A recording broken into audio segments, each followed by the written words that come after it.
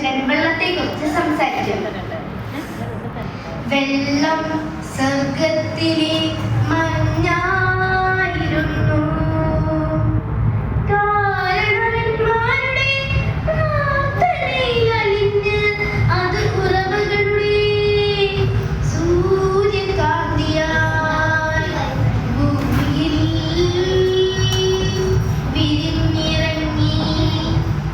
വെള്ളം സ്വർഗത്തിലെ മഞ്ഞായിരുന്നു. കാരണവന്മാരുടെ പ്രാർത്ഥനയിൽ അലിഞ്ഞ് അത് ഉറവകളുടെ സൂര്യകാന്തിയായി ഭൂമിയിൽ വിരിഞ്ഞിറങ്ങി. ആ അമൃതമെന്നീ അരുവികളായി വെള്ളം ഞങ്ങളുടെ മാതൃഭാഷയായി. അതിലൂടെ വെളിവും വിളവും നേടി ഞങ്ങൾ തലമുറകളോട് സംസാരിച്ചു. ഞങ്ങളുടെ നാടിനു പേര് പുഴകളുടെ നാടെന്നായിരുന്നു. പുഴകളായിരുന്നു ഞങ്ങൾക്ക് തേനും വയമ്പും.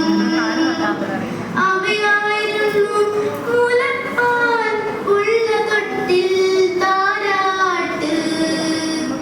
കുട്ടിക്കാലത്ത് പുഴകളുടെ പേരുകൾ ഉരുവിട്ട് ഞങ്ങൾ പേടിയും ദീനവും മാറ്റി. മുതിർന്നപ്പോൾ പുഴകളുടെ ഉച്ഛ്വാസത്തിന് വാത്സല്യത്തിന്റെ ഈർപ്പം പകർന്നു. ഞങ്ങളുടെ ശബ്ദം വെള്ളച്ചാട്ടങ്ങളുടേതായിരുന്നു. ഞങ്ങളുടെ ധമനികൾ അറിയപ്പെട്ടത് പേരാറെന്നും പെരിയാറെന്നുമായിരുന്നു. നാടുകൾ പമ്പയെന്നും കബനിയെന്നും. വെള്ളം സ്വർഗത്തിലെ മഞ്ഞായിരുന്നു. ഭൂമിയുടെ ഉദരം നിറയെ ജലമായിരുന്നു.